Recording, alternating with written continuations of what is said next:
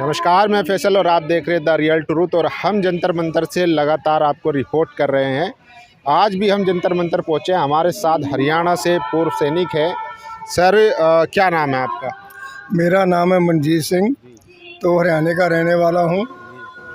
तो मैं जंतर मंतर पर आया हूं क्योंकि हमारे फौजी भाइयों को जो वन रैंक वन पेंशन मिलना था, सरकार ने 2 बार दिया वन रैंक वन पेंशन, तो हमारे तक तो पहुंचा नहीं है। उन्होंने दे दिया, पता नहीं किसको, अफसरों को दे दिया, सारा हम रह गए ऐसे। तो हमारे को मिलना चाहिए था, हमारा हक हमारे को नहीं मिला, तो हमको जंतर मंतर पर बैठना पड़ गया। तो आप लोगों को पैसा ही नहीं मिला? पैसा कहाँ मिला? 200, 2000, 3000 अफसर ले गए। 20 एक अफसर कम से कम 8-8, 10-10 लाख ले गया। हम देखते रह गए। अच्छा, तो आप ये बताइए सर, 50 से ज़्यादा दिन हो चुके हैं। मैं देख रहा हूँ कि ज़्यादातर जो हैं काफ़ी एजेड हैं, जो पूर्व सैनिक हैं, 70-75 प्लस साल के लोग हैं। ऐसे में 50 दिन से यहाँ बैठे हैं, घर है, परिवार है, फैमिली भी है, उसके बावजूद भी आप लोगों को हिम्मत हारने में नहीं दिख रही है। मतलब लगातार जोश जज्बा बना हुआ है। देखिए, हम जो फौज की नौकरी करते हैं ना, हमारा इतना जज्बा होता है कि हम हर दुख सुख को सहन कर सकते हैं। हमारा हक है जो, उसको हम लेने के लिए हम हर तकलीफ सहने के लिए तैयार रहते हैं। तो 50 दिन से 53 दिन हो गए, अभी तक तो सरकार का नुमाइंदा भी नहीं आया। मेरे को पता चला, सरकार को पता चल चुका है, जिसमें कोई शक की बात नहीं कि सरकार को पता नहीं चला। सरकार नोटिस कर रही है? नोटिस कर रही है। आपके मीडिया के थ्रू हम धन्यवाद करते हैं, सोशल मीडिया का, जो कि हर बात हमारी सरकार तक जमानी है।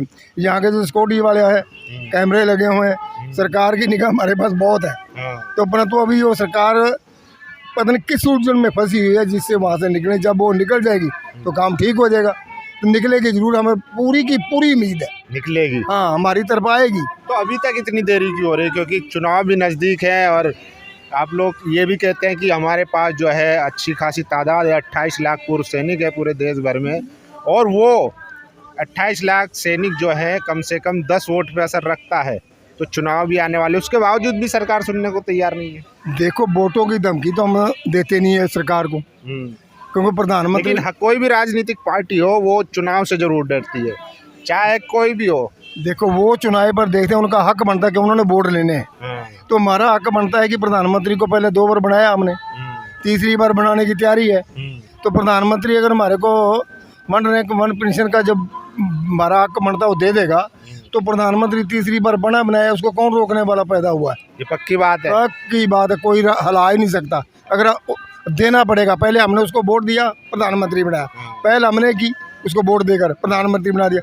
अब उसका हक बनता है कि हमारा हक हमारे को दे और हम उसको प्रधानमंत्री बनाए। एक हाथ दो, एक हाथ लो। ये तो होता ही है यार, ये तो पहले दिन से होता है, नया काम तो है नहीं है कि हम जो नया कर रहे हैं। इसलिए दुर्भाग्य है हमारा इस बात का। और भी ये कह देना चाहता हूँ, हमारा दुर्भाग्य है कि हम नहीं चाहते कि हम जंतर मंतर पर बैठे। जिस देश की सेना ही जंतर मंतर पर बैठ जाएगी, क्या हालत होगी उसकी देश की। बहुत दुख भरी घटना, हमारे को ये दर्द आता है इस बात का। हम तो गोली चलाने वाले आदमी और यहाँ सड़कों पर बैठा दी, देश को बचाने वाले आदमी सड़कों पर बैठ गए। ऐसे तरीके से बैठा दिया कि हमारा हक हमारे को मिलने की उम्मीद थी बिल्कुल 100% कि हमारा भी अब काम बढ़ गया। अब ऐसा अफसरों ने जाल में फंसाया सरकार को, सरकार के नुमाइंदियों को, और पता ही नहीं चला सरकार को भी हो क्या गया। अभी पता चला रक्षा मंत्री को। अगले जिस दिन हमारे आदमी गए, परगढ़ साहब गया, हरपाल गया, ये सारे वह गए, वहाँ बात करी, भाई ये क्या कर दिया आपने? वो बोलते जी तो ये हो कैसे गया, ऐसे तो हमने किया नहीं था। वो तो देखकर हैरान रह गए कि ये कैसे बन गया ये काम। तो अभी रक्षा मंत्री ने हमारे को शासन पहले दिया हुआ है। ये मैं आपको बता दूं कि हमारी बात जो है 3 तारीख को भी पहुंच गई, उससे पहले भी पहुंच गई थी, 9 को भी पहुंच गई, और तकरीबन हर रोज़ की रिपोर्ट सोशल मीडिया के थ्रू वहाँ जा रही है। तो जब अब रक्षा मंत्री खुद आश्वासन दे रहे हैं, तो आप लोगों को फिर खत्म कर देना चाहिए धरना। बात है, ऐसे खत्म कैसे करते हैं? आश्वासन दे दिया रक्षा मंत्री, जब तक कुछ हाथ में नहीं ना देगा, लिखित में कुछ नहीं देगा, तो ऐसे उठने वाले हम नहीं है। अच्छा, भरोसा नहीं है? भरोसा किसी पे भी नहीं आएगा। हम भरोसा क्या करें? हमारे अफसर पर भरोसा नहीं था जो 20 कितने सालों से हमारे साथ थे, कितने सालों से हमारे अफसर हमारे साथ थे। वो ही अब एक फाइल यहाँ तैयार करते थे, एक अपने घर में तैयार करते थे। हमारे वाली फाइल यहाँ से लेके जाते थे और टेबल के नीचे दर दी, अपने वाली फाइल ऊपर दर दी। अब वो जो नहीं लेना था वो भी ले गए। अभी MOD के अंदर आपने देखा होगा मेडिकल के लिए क्या हालत हो रही है अफसरों की। अभी वो अफसरों को, कई अफसरों के कोड मास्टर होंगे, जनरल कोड मास्टर, डिसमिस बार सर्विस, जो पैसा खाया वो भी देना पड़ेगा। तो अच्छा, उनसे रिकवर किया जाएगा। क्योंकि ये गलत तरीके से लिया गया है। पर ये मोदी है, छोड़ेगा क्या? ये नहीं छोड़ता किसी को जिसके पीछे पड़ जाता है, क्योंकि जो गलत काम करेगा उसका तो ये दुश्मन है। तो गलत काम से एक अफसर ले लेगा, जिम्मेवारी अफसर की, ऐसे गलत तरीके से पैसे ले जाएगा जवानों को छीन कर, तो कितनी साहब है। एक हमारे को देते हैं MOD का 18,000 और एक अफसर लेते हैं 2.5 लाख। और बाप रे, जमीन समान का फर्क क्या? उसकी टांग तो सोने की होगी, हमारी टांग तो लोहे की है ना, इसलिए वो ले गया। तो अभी पता चला प्रधानमंत्री मोदी को, रक्षा मंत्री को, कि MOD के थ्रू मेडिकल की सुविधा के तरफ ये जितने अफसर अस्पतालों में रहते हैं, कोई काम नहीं, जिनको कुछ भी नहीं करते, टीका लगाते हैं, खाली कुर्सी पर टांग धर के बैठे, शाम को मीट खा के, मुर्गे खा के सो जाते हैं, सुबह उठ के फिर कुछ नहीं करते। अच्छा। मेरे को ये पीड़, मेरे को ये दर्द, मेरे को ये दर्द, सारी मेडिकल सुविधा सारी वो ले जाते हैं। जितना पैसा हमारे को बजट का जितना पैसा ना सरकार का, सारा वो ले जाते हैं। तो ये बड़ा आरोप लगा रहे हैं आप। बहुत बड़ा। अरे ये बिल्कुल 16 ने, कई जनरल तो DA लिस्ट पे आ गए। अच्छा। हाँ। अच्छा, ये बताइए, ये इतना सब कुछ हो रहा था पिछले 70 सालों से, तो क्या कभी सरकार को, किसी को दिखा नहीं था ये सब? ये दिखता था, परंतु सरकार में बोलने वाला, खूंटे वाला कोई था नहीं। हाँ, खूंटा कमजोर वाला था। ये खूंटे वाला है। इसका इतना खूंटा तगड़ा कि ये उनको जेल में भी डाल सकता है। ये बता दूं आपको, रूल रेगुलेशन के तहत उन्होंने भ्रष्टाचार किया है, जेल में भी जा सकते हैं जिन्होंने करप्शन किया। हाँ, जिन्होंने करप्शन किया है। आप साहब लोग 60% हैं डॉक्टर, खुद मेडिकल सारा पैसा ले रहे हैं।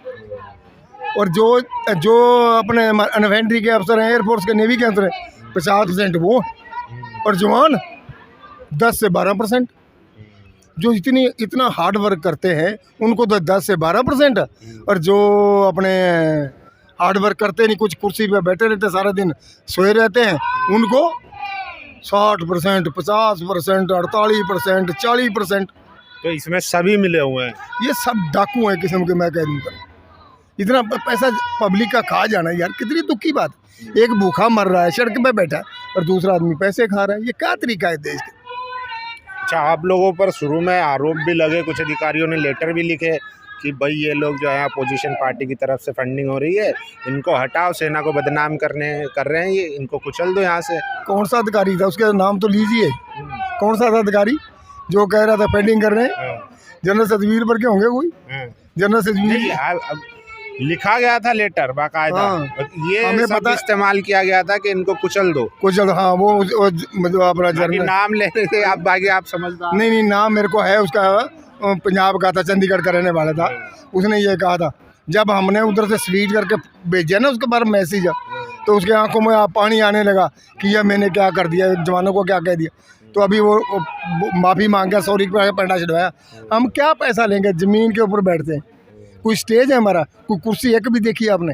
हम तो पानी पी के, थोड़ा बहुत खाना पीना अपना खा के और चले जाते हैं। हम क्या लेते हैं किसी? हमें कोई पैसा वैसा इकट्ठे करने का चक्कर हमारे में ही नहीं है। जवान पैसे का क्या करेंगे? हमारे को हमारा हक मिल जाए, इज्जत मिल जाए, इतना ही बहुत है।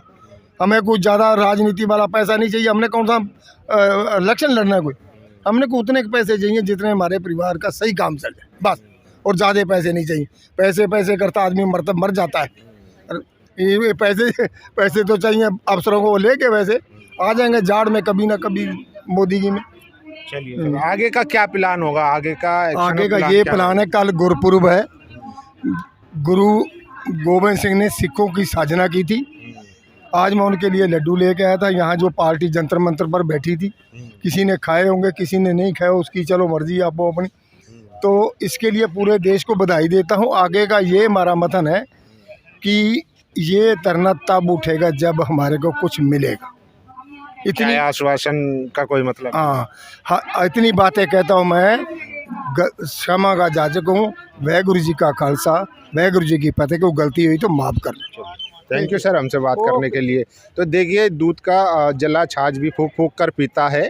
इतने वादे हुए, इतने इनके साथ धोखाबाजी हुई कि अब जो है किसी भी आश्वासन पर भरोसा करने को तैयार नहीं है। सरकार लिखित में दे या कुछ प्रोसेसिंग शुरू करे तभी ये लोग धरना ख़त्म करेंगे। बाकी आपने सुना कई बार मीटिंग भी हो चुकी है और उसी में आश्वासन नहीं मिलता है। बाकी आप लोगों की क्या राय है, अपनी राय जरूर दीजिए। शुक्रिया।